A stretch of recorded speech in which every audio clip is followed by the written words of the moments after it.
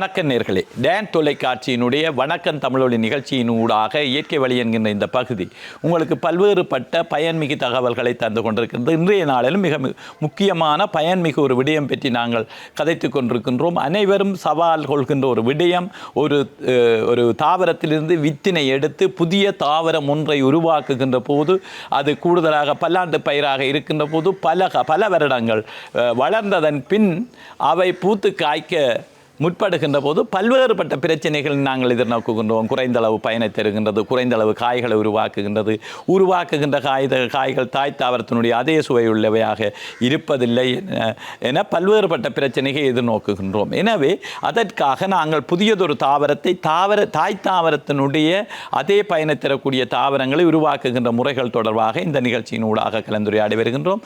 முதல்ல ஒட்டுதல் முறை பற்றி கலந்துரையாடினோம். அதே போல பதிவைத்தல், மூன்றாவது வேரின் ஊடாக நாங்கள் புதிய தாவரங்களை உருவாக்கி கொள்கின்றது. இன்னும் ஒரு வகையிலே தாவரங்கள் நீங்கள் உண்மையில் பார்த்திருப்பீர்கள், ஆனால் அதனுடைய முறைகள் நுட்பங்கள் பற்றி நீங்கள் அறிந்திருக்க வாய்ப்பில்லை. இந்த ஓடிகள் என்பதும் புதிய தாவரங்களை உருவாக்குகின்றன. மிக முக்கியமாக எங்களுடைய பகுதியிலே நாங்கள் வளர்க்கின்ற ஒரு தாவரம் இந்த ஓடிகள் ஊடாகத்தான் இனப்பெருக்கம் செய்கின்றன. கூடுதலாக இந்த வல்லாரை நாங்கள் வீட்டிலே கீரையாக வளர்த்து பயன்பெறுகின்ற வல்லாரை என்கின்ற கீரை ஓடிகள் மூலம்தான் புதிய தாவரங்களை உருவாக்கி கொள்கின்றது. ஏன் அது ஓடிகள் என்று சொல்லப்படுகின்றன? அவை ஒரு கொடியாக வளர்கின்ற தாவரமாக இருக்கின்றது.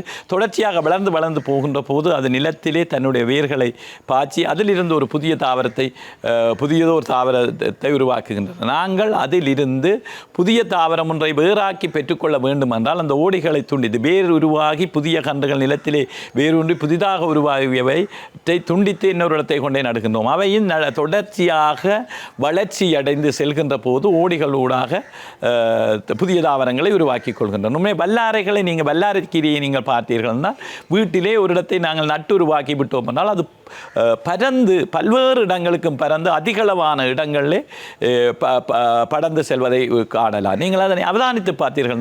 ஏன் அதை ஓடி என்றால் ஓடி அது தன்னுடைய புதிய தாவரம் ஒன்றை உருவாக்கி கொண்டிருக்கின்றது. இதே போல இன்னும் ஒரு தாவரம் எங்களுடைய பகுதிகளில் சிலர் அதை முயற்சிக்கின்றார்கள், ஆனால் கூட பிரபல்யமடையாத ஒன்று இந்த ஸ்ட்ராபெரி தாவரமும் இந்த ஓடிகள் ஊடாக புதிய தாவரத்தை உருவாக்குகின்ற தன்மையை நாங்கள் அவதானிக்கலாம். அதே போல இந்த நாங்கள் நட்டு வளர்க்காத இந்த இயற்கை சூழலே தானாக வளர்கின்ற பல்வேறுபட்ட தாவரங்கள் ஓடிகளின் ஊடாக புதிய தாவரங்களை உருவாக்கி கொள்கின்றன. இந்த ஓடிகள் என்பதும் ஓடிகள் மூலம் தாவரங்களை உருவாக்குவது என்பதும் ஒரு நுட்பமான முறையாக இருக்கின்றது என்று கூறி விடைபெறுகின்றேன். நன்றி, வணக்கம்.